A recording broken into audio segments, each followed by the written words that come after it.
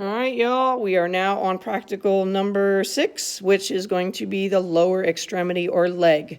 So we're going to start with, this is the right leg, and I know that because this is the head of the femur, and the head obviously is going to fit into a coxal bone that is going to form the hip joint. So we're going down here. This is the back or the posterior view. So you're also going to notice that this is the lateral leg bone. This little bone is the lateral bone. Whoops, almost hit myself in the head. This lateral one here, that's going to be one bone. Obviously, that's going to be the fibula, and this bigger, thick one, which is medial, is going to be the tibia. So let's get started with the femur. The head of the femur, obviously, is this. Where we have a head, we normally have a neck. This is going to be the neck of the femur. Talking about trochanters, this is the greater trochanter, and a little bit posterior is the lesser trochanter, okay? Then we get down to, sorry guys, doing this with one hand, it's not that easy. We get down to the knee joint or the distal end of the femur. So obviously this is the patella, but when we get here, we're going to talk about epicondyles first. We talked about them with the arm. Epicondyles are going to be lateral and a little bit above condyles. These are the two condyles of the knee joint, of the femur, excuse me. So this is actually going to be medial. Wherever the head of the femur is going to be medial, as long as you're looking at it correctly. So this is going to be the medial condyle. This is going to be the lateral condyle. Along with that, we have the medial epicondyle and the lateral epicondyle. And these epicondyles provide attachment for ligaments.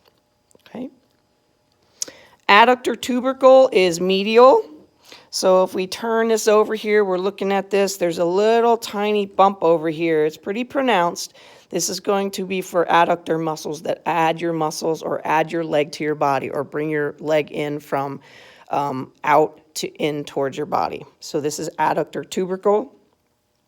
Linea aspera or linea aspira is going to be along the length of the femur. So it's this line right here, linea aspera. The intertrochanteric crest, we just did the trochanter, so there's a little crest in between, so that would be the intertrochanteric crest. Okay.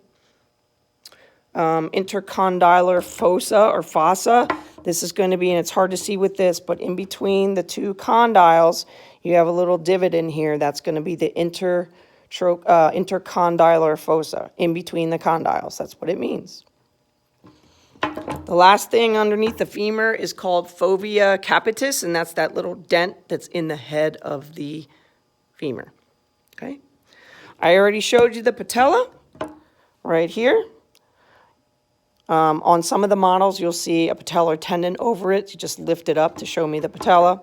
So let's get to the tibia. The tibia has several things on it we need to learn. In between, there's two condyles here.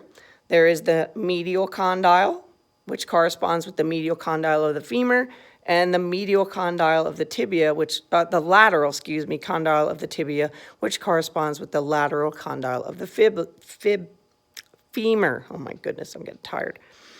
Those are the condyles. Tibial tuberosity, see this big bone? If you reach below your knee, along this bone right at the top, you'll feel this lump. That is called your tibial tuberosity. Your tibial crest is going to be this line along here, right up above here. It's the crest of the tibia. Then we go down to the distal end. We have this thing that makes up your ankle down here. This is what you whack all the time and you consider your ankle, but that's actually part of your tibia. This is the medial malleolus. Okay, now we have the fibula, which is the smaller lateral bone. Very simply, this is the head of the fibula. Oh my. And this, down here towards the foot, this is going to be the lateral malleolus. So this is your outer ankle, quote unquote. Okay. Now for your tarsals or your foot bones, remember this is the right foot and I'm looking at it from the top. So there are several bones here. If you look at the first one on your sheet, it says cuneiforms. That's how you say it. They are named lateral, medial, and middle, but we'll just number them 1, 2, 3. These are the 3 cuneiforms that you'll have to identify. You'll get the card, it will just say cuneiforms on it. This bone right here is the navicular bone. Okay.